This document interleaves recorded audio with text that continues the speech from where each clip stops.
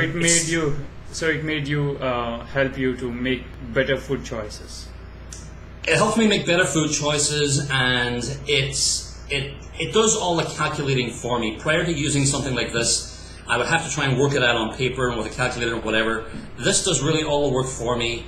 I still don't blindly sort of do what it's going to do. If I've gone from, say, 200 or whatever down to 120 over the space of an hour or two, and it's saying, well, you're going to now have 25 grams of carbs, give yourself 7 units, I will back it down. I won't give myself an entire 7 units because I know that I've come down a lot over the last hour or 2 hours. It does not know that.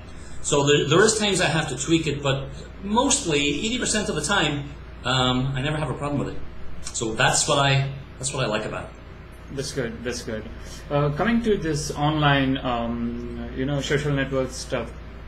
How did you first stumble upon the Twitter? Because Twitter was just came in early, I think, 2006, and you're early on Twitter by end of 2006 or 2007. So how did you first come onto the Twitter, and how did you find other DOC members online on Twitter? Did you use any kind of hashtags or any kind of keywords to find other people who have diabetes? For many years now, I've been following a blogger, a tech blogger called Robert Scoble. He is fairly well known in the blogging community. And basically what he does is he sort of goes around and he interviews startup tech companies. And I find that very interesting. I'm somewhat of a geek, and I find that very interesting, these new companies. And he had been on about Twitter. He had been blogging about Twitter for quite a while. Uh-huh. And that's what sort of turned me on to it. And I remember reading stories at the end of '06 where, as soon as he had mentioned it, I had gone on to Twitter and just really didn't get it. I just did not get it. Mm-hmm. And I had been reading somewhere towards the end of '06, there is a South by Southwest, I guess, festival or conference. Exactly, it happens in Austin every year. In Austin, Texas, and it happens once a year. And it's about new tech, and it's about bands, and it's about culture and all that stuff. And it's very, very, I've never been to one, but from what I read, it is very, very badly organized. And there's stuff going on everywhere. Mm-hmm. And a lot of people had written where they had found Twitter to be of great help, and to bring them to certain events and so on and so forth. So I was kind of getting an idea as to how it would work, and I sort of educated myself a little better. And I got on and I started using it, and then I saw the power of it. I became somewhat proficient in it. I knew how to use it, and I would go and I'd find people that I thought were interesting, or I found people that I thought were funny, or I found people that I thought would make me smarter, mm-hmm. and I followed them. And that's basically how I got my start on Twitter. Mm-hmm. So the other thing is, what about Facebook or any other social networks? Did you find anything useful? I've been on Facebook a little while. I'm not on it as much as I am on Twitter. I had said while I was on DSMA Live that one of the things that I thought that Facebook was for friends who had become strangers. Like you find old school buddies, which I have done. Some of the people that I used to hang out with in New York years and years ago, I found them. So that's not the first place that I found useful in becoming part of the DOC. That was really Twitter. I don't actually recall how I stumbled upon. I didn't Google it. I didn't use any sort of a hashtag. So I don't really recall how I came across somebody. One of the first blogs I read was Kerry Sparling's. Kerry. Mm-hmm. Yeah, Kerry. And then I had found, like I said, I just sort of fell upon diabetics on Twitter. I found the blue circle, mm-hmm. and I started exploring from there on in. And I found more and followed more and found it very interesting and very motivational. Uh-huh. And then in recent years, in the last, give or take about a year or so, I've reached out and people have reached out to me, and we've become friends on Facebook. Uh-huh. Uh-huh.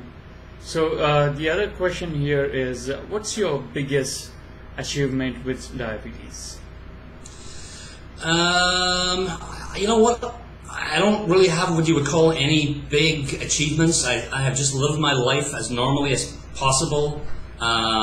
It's never stopped me from traveling. I've been all over the place. I go to Ireland regularly. I've been to France and London and Spain and all over the place. It's never stopped me from doing that. I won't say that I've never allowed it to get in the way. I try and stay on top of things. I try and manage it as best I can. I try and keep my numbers down. If I am traveling, I make sure that I have all the supplies that I need and more. You know what? I've built a career. I've never let it get in the way of that. The majority of my clients don't know that I'm a diabetic. I haven't told them because they've never asked me. They don't care. They need to know that, you know, whenever they pick up the phone, that I'm there, and I'm always there. I've never let it interfere with my work. That's basically it. I gotta say that I'm sort of glad that I got it while I was here and not in Ireland. I think that had I have gotten it in Ireland, had I have gotten it in Ireland, I don't know if emigrating then would have been as easy. Coming over here with maybe no insurance. I have very good insurance right now. So I'm glad I got it when I did. It hasn't interfered with one aspect of my life. I still travel regularly, and I lead a very, very normal life. And that's my achievement. That's good. How do one try to communicate with their doctor? Like a teenager like me, I mean, how do I teach my doctor to use this, all the social networks which are really helpful if the doctors are of old school type? You know, my endocrinologist is one of those old school types. I bring the DOC up every time that I see her, and while she's somewhat interested to hear about it, that's sort of where it ends. I guess the more I don't share my endo with any people on the DOC that I know of. I don't. But I would say that if more of us talk Twitter and Facebook up as how they've, and I've said every time I go to my endo, I tell her how much of a help that it is. My nutritionalist gets it. She's a little bit younger, and she understands the concept, and she knows the benefit of a group of people with a shared condition being able to talk to one another. My general practitioner is brand new. I only started with her. It's the same group of doctors that I go to in the same building, but I've only started with her. I've only been to see her once. And while she knows what Twitter is, she did not know anything about the DOC. So I think the more we talk it up, I also think that some of these big pharmaceutical companies, I don't know any of them. I don't know any of the representatives. But I've never once seen an ad. I've seen plenty of ads for diabetic medicines on TV, but I've never seen any of these large pharmaceutical companies mention Twitter or mention the DOC. So I think that maybe if they got more involved and they, in some of their advertisements, I don't know exactly what they would say, do a lot of these big pharmaceutical companies have Twitter pages? I'm sure they do. And yet I've never seen that advertised.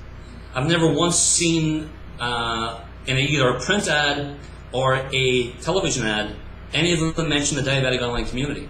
So I think they could help as well, and they have more of a direct reach into the doctor's office than I personally do. So that's how I think.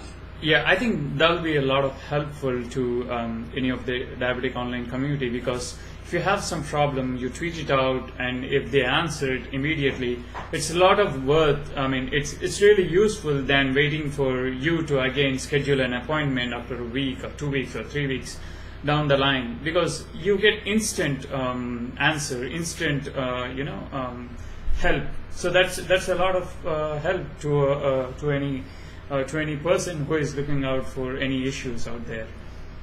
I agree. Two things that you learned hard way. You're there and you just learned it. No one helped you there.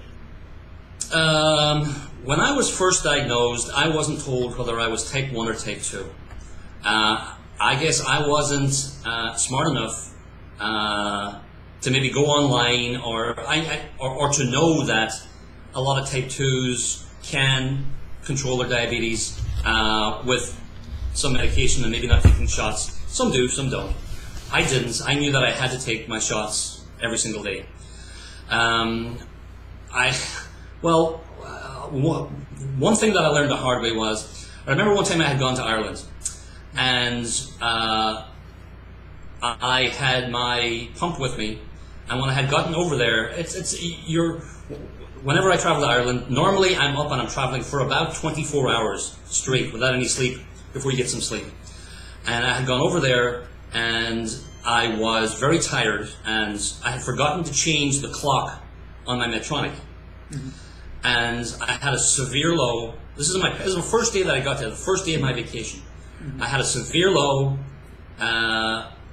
My poor mom, who's still running around Ireland, they ended up having to call an ambulance, trying to get fruit juice and sugar water into me, and I ended up going to the hospital. That's the first day that I went there. Mm-hmm. And not knowing my diabetes as well as I should, I decided to really cut back on my insulin intake for my vacation there. And then I went in the opposite direction, and I had very high blood sugars for 2 or 3 days. Ended up going to the hospital. Started throwing up, as we all do whenever we have that condition. Ended up going to the hospital again. So that I learned the hard way. I learned that change the clock on your insulin pump whenever you get to and you're not getting any sleep for 24 hours, and don't cut back on your insulin intake. Silly little things like that I've learned. And there's other stuff as well. I've learned a lot of stuff from Twitter, on the DOC on Twitter. A lot of little tricks and trades, but that was a major one. That pretty much ruined a vacation for me and my entire family. But that's one of the things. That was one of the You go on a vacation for a month and it ruins your at least 3 or 4 days, and it's a lot. Absolutely. Yeah. And it scared my parents. It scared me. I get that. So your final message to the community out there, diabetes community out there. My final message to the diabetic online community is, let's just keep doing what we're doing. Let's keep reaching out to new people.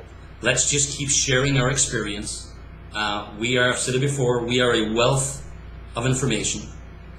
We have a shared condition that for many years, we as individuals